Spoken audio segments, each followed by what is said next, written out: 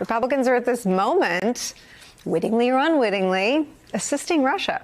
That was last year in 2024. But now, in 2025, this treasonous prick is not doing it behind closed doors, in dark corridors, but in the White House for the world to see. Say, I want to make peace. He doesn't have to stand there and say about Putin this, Putin that, all negative things. He's got to say, I want to make peace. The only winner here today was Vladimir Putin and Russia. And while Republicans went along then, there's a growing sense now of, after everything Trump has said and done, this might just be too far, even for them. The Kremlin. So it's all part of one big domestic project. The foreign policy, the affection for dictatorships abroad is, in effect, a means towards transitioning our democracy to something very, very different, something we've never, ever seen before in this country. There's no doubt, zero doubt, that Zelensky's visit to Washington was a disaster, and from that came but one winner. Look, I've been very clear that Vladimir Putin invaded Ukraine.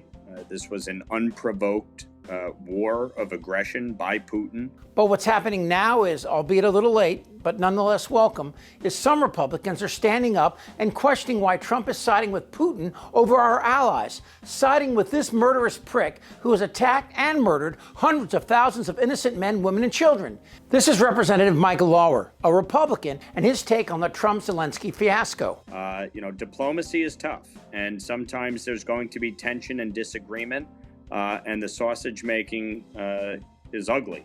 But, this was just unfortunate that it spilled out into public view as they work through some of the disagreement. Well, for it to play out so publicly and on live television, we know everyone, including the Russians, were watching, and many of them are very happy, expressing real pleasure after that whole incident. Why do you think they're so happy? What message do they receive from that meeting today?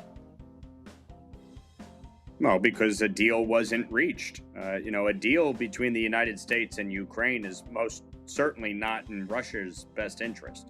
And so, the only winner here today was Vladimir Putin and Russia. Lauer is but one of a growing number of Republicans who are beginning to see what's happening. Russia and the Republican Party are simpatico, which sounds insane, but don't ask me or any Democrat. Simply ask Republicans. They see the truth. Trump at the White House, with conservative media assisting, attacked the leader of a Democratic government, our ally, who agreed not to build nuclear weapons with a promise that we will protect them. And we have until now. And the Republican support for Trump is starting to waffle, and of all places, Fox News. Defense Secretary Pete Hegseth, he's ordered a pause to offensive cyber operations in Russia. Congressman, why are we doing this, and why are we doing it now? I'm sorry, who did that? Pete Hegseth. I didn't get that. He's ending offensive cyber operations in Russia as of now. And I don't know why he's doing that. The Russians are attacking us every single day. The Chinese are attacking us every single day. I don't think you signal the Russians that, hey, we're going to unilaterally withdraw from this space. If they can keep attacking us, and they do every single day, they should be fearful of our capacity to inflict damage on them. So I really don't understand where that's coming from. It makes it look like we're moving to Russia's side, doesn't it? Or I hate to use the word, but tilting towards Russia. Looks like that. Well, that would be a mistake. Then there's Republican Senator Bill Cassidy from Louisiana, who's about as liberal as a Confederate bumper sticker, and he said this: Putin routinely throws people who disagree with him out the window or blows up the planes that they're in. He has not just invaded Ukraine, he is killing anyone who disagrees with him. And what is Fat Donnie saying about Zelensky? The guy who's actually fighting Putin at the front lines and not massaging his bone spurs in between raping 13-year-old girls on Epstein Island? A dictator without elections. Zelensky better move fast, or he's not going to have a country left. Got to move fast, because that war is going in the wrong direction. In the meantime, we're successfully negotiating an end to the war with Russia, something I'll admit that only Trump is going to be able to do in the Trump administration. We're going to be able to do it. And Trump is so not lucid, he can't even recall what he's saying. President, do you still think that Mr. Zelensky is a dictator? Did I say that? I can't believe I said that. Tiny Fingers is making his case to MAGA, and there's a growing sense of incredulity that we're siding up to a mass-murdering communist. Well, he's really a fascist, but for these hillbillies, I'll use the word that freaks them out: communist. I hate communists. I hate them to the very depths of my bones. Communists are evil. My father, as a kid, grew up in Cuba, was imprisoned, was tortured. My aunt, my tia Sonia, Fidel Castro's goons, threw her in prison and tortured her. And communism brings misery, suffering, death, poverty, everywhere it appears.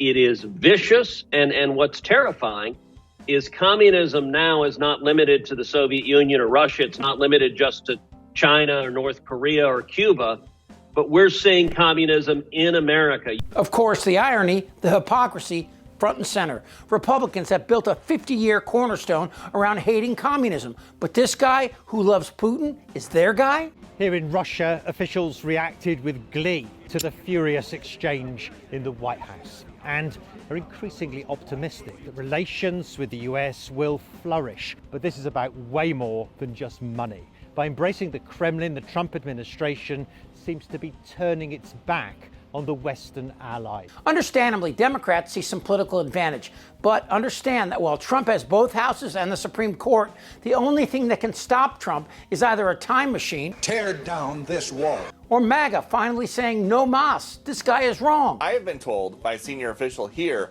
that nothing's going to happen with this minerals deal until Zelensky goes in front of cameras and makes an explicit public apology for the way that he behaved himself, behaved in the Oval Office with that meeting. I don't know Zelensky, but my guess he'd rather be executed by Putin than kiss Trump's pasty, bloated arse. I've empowered you to be a tough guy. And I don't think you'd be a tough guy without the United States. Democratic Senator Chris Murphy, though, is understandably skeptical when it comes to Republicans doing anything that might challenge senior man titties. And you're right to point out that over the weekend there were a handful of Republicans that said the easy thing, that Vladimir Putin is a dictator and Zelensky is not. But let's remember, congressional Republicans held up Ukraine aid for over 6 months, allowed for Russia to go on the offensive. So even before Donald Trump was president, congressional Republicans were not doing the things necessary to support the most vital fight in defense of democracy in the world today. So I'm just going to be honest with you. I don't have a lot of faith that Republicans are going to do anything except just offer some mild criticism of Vladimir Putin. Look, the Republican Party is a mess. And while Trump's pro-life, anti-LGBT, anti-black, and Hispanic rhetoric may give them little stiffies, can they really handle Trump with his lips around Putin's St. Petersburg? Because this will be the test. There will come a day when Donald Trump is gone, but your dishonor will remain. Wow, talk about being prophetic and right on the button, but the evidence is clear and undeniable. Russia and Trump colluded on the 2016 election, and this too. The impeachment investigation essentially ended yesterday in substance, if not in form, with the explosive revelation that Mr. Smirnov's allegations about Ukrainian Burisma payments to Joe Biden were concocted along with Russian intelligence agents. And it appears like the whole thing is not only obviously false and fraudulent, but a product of Russian disinformation and propaganda. This whole fiasco can only end in one of two ways. One, we stop Trump and MAGA from selling us out to a foreign mass murderer and fascist enemy who has thousands of nukes aimed at our cities, and then we begin the slow repair to our honor and credibility. Or, do you really want to hear the or? Bloated and fat and disgusting. Damn right. You're a nasty person. I'm as mad as hell. I don't want to talk about this stuff. Am I wrong? Yes. Tick-tock. You're in a lot of trouble, Donnie. I think he's crazy. I'm Chip Franklin.